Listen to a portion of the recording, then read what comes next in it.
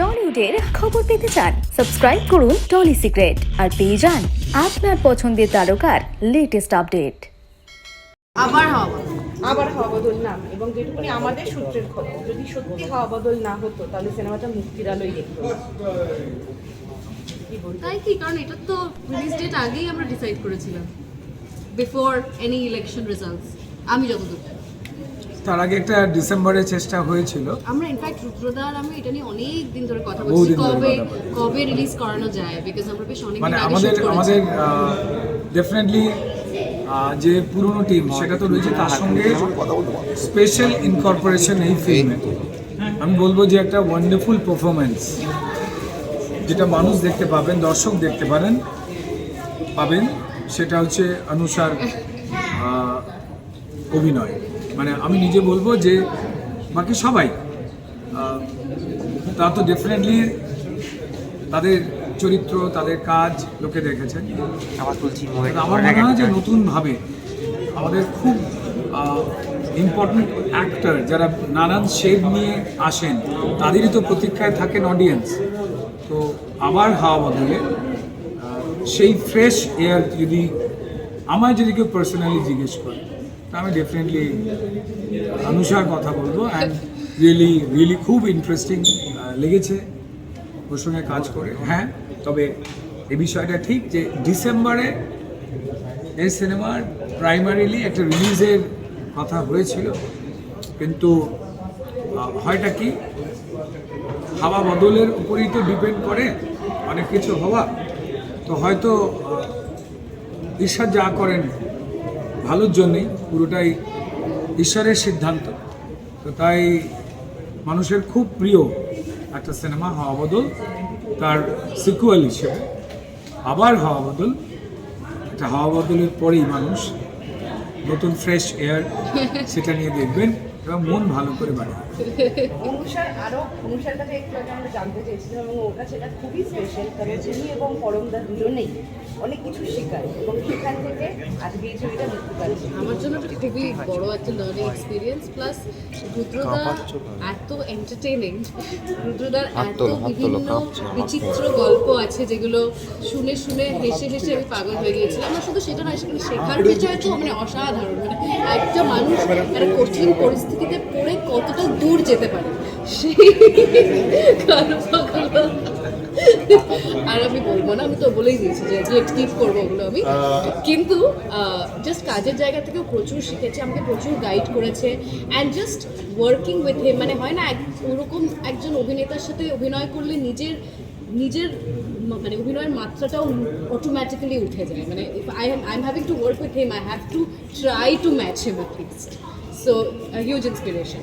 And পরমদা also I think মানে আমাদেরকে খুবই পুরো মনে আছে আমাদের রিক্যাপ দিত বিফোর এভরি শট, যে এখন বিকজ আমরা তো লিনিয়ারভাবে শ্যুট করতে পারি না ওই বাজেটের, মানে কি বলবো, পুরো শুটিংটাই তো হয়েছে মানে ভেঙে ভেঙে এদিক বিদেশে লন্ডনে হয়েছে। এবং আমি যদি খুব ভুল না করি 2023 আগস্ট মাস, সেই সময় থেকে আমরা শুরু করেছিলাম। তো এটাই বলবো যে খুব বন্ধুত্বের গল্প। বন্ধুত্ব বলতে গেলেই না আমরা অনেক সময় কি হয়, দুটো পুরুষ দুটো নারী আমরা এইভাবে ভেবে ফেলি। তার বাইরেও যে আরও অনেক কিছু রয়েছে যেটা আমরা প্রত্যেক মানুষই খোঁজবার চেষ্টা করি। তেমনই একদম, মানে সেটা তার বয়স 80 হোক না কেন বা 8 হোক না কেন, তাদের প্রত্যেকেরই এই সিনেমাটা দেখে প্রচণ্ড মজা লাগবে, প্রচণ্ড হাসি আসবে, কিন্তু হাসতে হাসতে তার চোখ দিয়ে কিন্তু জলটা গড়িয়ে পড়বে। তো এটা বলতে পারি যে সবাই ওয়েট করে রয়েছেন। Very emotional film. ওই আর কি। আচ্ছা, আমরা যেহেতু মানে পরিবেশ দিবসে দিন আছে এবং শুধুমাত্র গাছ পুকুর এগুলো তো পরিবেশ নয়, মানুষ নিয়েও পরিবেশ। মানুষের অনেক জিনিস আছে, মানে স্বভাব, সেগুলো আমাদের কষ্ট দেয় এবং সেটা পরিবেশ দূষণ করে। সেটা হতে পারে বাসে তলে করে একটা ঝগড়া এবং সেখানে উচ্চস্বরে গালাগালি দেবো। এরকম কোন জিনিসটা তোমরা চাও এটাও পরিবেশ থেকে বিদায় নিই? আমরা চাই যে এটারও হাওয়া বদল হোক। ঠিক যেমন পশ্চিমবঙ্গের হাওয়া বদল মানুষ চেয়েছেন, ঠিক তেমন মানুষ এটাও চাইছেন যে যারা রূঢ় কথা বলেন, অনেক সময় আমরা নিজেরাই প্রত্যেকেই, আমি হোক, অনুষা হোক, বা যারা আমাদের কথা শুনছেন, আমরা নিজেরাও অনেক সময় শান্ত থাকতে পারি না, এমন কিছু ব্যবহার করে ফেলি যেখানে অন্য মানুষ কষ্ট পায়। আবার অনেক সময় আমরা বাইরেটা দেখে ভেতরটা নিজের মতো করে আন্দাজ করে অনেক বিষয় অভিযোগ করে ফেলি, কথা বলে ফেলি। আবার হয়তো পরে দেখি যে না, বিষয়টা এমন নয়, তখন আমরা নিজেরাই ডিপেন্ড করি, নিজেরাই মন খারাপ। আর বোধহয় ঠান্ডা মাথা রাখতে বলছো বেসিক্যালি। হ্যাঁ, আমরা নিজেরা এটা প্রত্যেকেই রাখতে চাই, কিন্তু সম্ভব হয় না সবসময় সম্ভব হয় না। বাট ওই লোকজনের ওইগুলো পরে আমরা রিপেন্ড করি। এটা সবার ক্ষেত্রেই হয়, আমাদের বন্ধুত্বর ক্ষেত্রে, ঝগড়ার ক্ষেত্রে, বিশ্বাসের ক্ষেত্রে, অবিশ্বাসের ক্ষেত্রে আমরা কিন্তু কোথাও কেউ কেউ পাল্টাতেও বাধ্য হই। কেমন, যেটা আজকে ভেবে রেখে দিয়েছি কাল সেটা হয় না, আবার যেটা কাল ঠিক করেছিলাম যে এটা হতেই হবে, তেমনটাও কিন্তু পাল্টে যায়। এই সমস্ত কিছুই কিন্তু টক ঝাল মিষ্টি নিয়ে, চোখের জল নিয়ে, নোনতা চোখের জল নিয়ে, আবার ঝরঝরে প্রাণখোলা হাসি নিয়ে হাওয়া বদল। যতক্ষণ না অন্য কারোর হার্ম করছো তুমি যা ইচ্ছে তাই করো, কিন্তু যদি তুমি অন্য কাউকে এফেক্ট করছো তখন তার কনসেপ্টটা তো ইম্পর্টেন্ট না। মানে ধরো, মানে একজনের সাথে যখন ঝগড়াও হয়, একটা ট্রিগার থেকে শুরু হয় তো ব্যাপারটা, এবার তুমি সেটাকে কেটে দিতে পারো তখনই যে আমি রিয়াক্ট করবো, আমার যা বলার আমি এমন একটা জায়গায় করবো যেখানে অন্যদের অসুবিধা হবে না। কিন্তু আমি যদি রাস্তার মাঝখানে ঝামেলাটা করি তাহলে তো অন্য লোকজনেরও অসুবিধা হবে না। তো সেই জায়গাটা আমাদের, আই থিঙ্ক ওইটাও একটা পরিবেশ পরিচ্ছন্ন রাখার একটা দায়িত্ব, যে we have to consider other people. And মানে শুধু মানে being selfish means that being selfish for your whole community. মানে শুধু একা তুমি বাঁচতে আমার পারবে পাড়া, না। আমার বন্ধু, হ্যাঁ। আমার লোকজন, আমি এবারে আমিটা আমরা কত বড় হতে পারি তার উপরেই কিন্তু ওই ম্যাজিক্যাল স্পেসটা তৈরি হয়। একদমই তাই।